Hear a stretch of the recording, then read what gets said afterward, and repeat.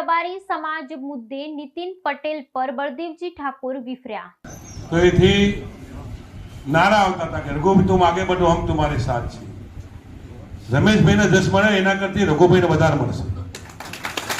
રઘુભાઈ મોટા કરવા હોય તો આપણે બધા એક થવાની જરૂર છે। રઘુભાઈએ ભાષણમાં કહ્યું કે કોંગ્રેસના શાસન વખત રબારીયાને ભેંસો ચારવા માટે કે તમામે તમામ કામ કરવા માટે મંડળીઓને જમીન આપી। એ જમીન ખાલસા કોને કરાવી એવું નામજોગ બોલીશ।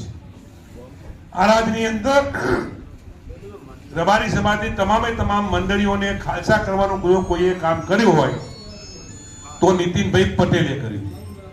હું એનો સાક્ષી છું। એટલે આપણે શું કરવું કે ના કરવું એ તમારે નક્કી કરી લેવાનું। ત્રીજા નંબરની વાત, જ્યારે તમારે નાની મોટી કોઈ પણ તકલીફ હોય તો બળદેવજી ઠાકોર હરમેશ તમારી વચ્ચે આવીને ઉભા રહ્યા છે અને તમામે તમામ લોકોને મદદ કરવાનો પ્રયત્ન કર્યો છે।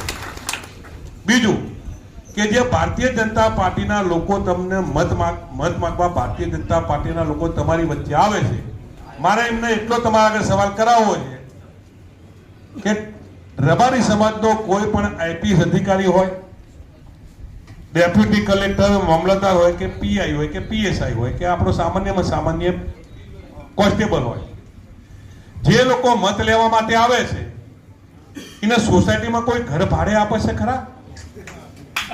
રબારી ના અપાય, ઠાકોરને ન અપાય, દરબારને ન અપાય તો એવા લોકોને મત અપાય? તમારે શું કરવું છે પેલા નક્કી કરી લો।